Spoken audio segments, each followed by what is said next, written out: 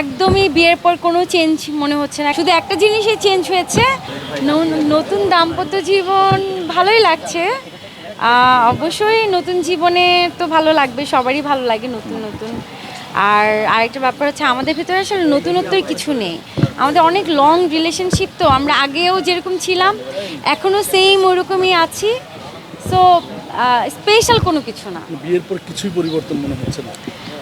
একদমই বিয়ের পর কোনো চেঞ্জ মনে হচ্ছে না, কারণ বিয়ের আগেও আমরা যেভাবে মানে আমাদের চলাফেরা কথাবার্তা হতো, বিয়ের পরও সেম আমরা ওইভাবেই কথা বলি, শুধু একটা জিনিসই চেঞ্জ হয়েছে, আগে শ্বশুর শাশুড়ির সাথে এত কনভারসেশন ছিল না, এখন শ্বশুর শাশুড়ির সাথে অনেক কনভারসেশন, রেগুলার কথা হয়, শ্বশুর শাশুড়ি আমার রেগুলার যোগাযোগ করে, আমার খোঁজখবর নেয়, মানে এটা একটু খুব ডিফারেন্ট লাগছে, আদারওয়াইজ আর কোনো চেঞ্জ নাই।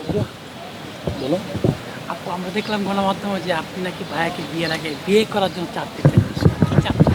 মানে জমিয়ে কিন্তু একটা বিয়ের প্রিপারেশন নিতে হয়, তো এটারই একটা ব্যাপার ছিল। দেশের পলিটিক্যাল ইস্যু ছিল এখানে, হ্যাঁ, আরো আগে থেকে এখানে- আমাদের করার কথা ছিল কিন্তু হয়নি আসলে।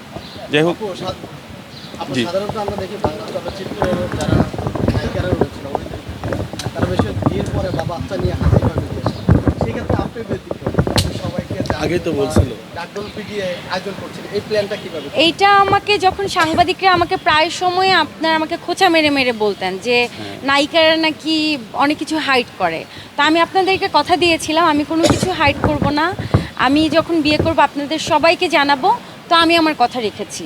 আমি যখন কাবিন হয়েছে, আমার আসলে কাবিন হয়েছে এখন, তো আমার যখন কাবিন হয়েছে আমি সবাইকে জানিয়েছি, ইনশাল্লাহ আমার যখন নতুন জীবনে আবার নতুন কেউ আগমন হবে আমি আপনাদের সবাইকে অবশ্যই জানাবো।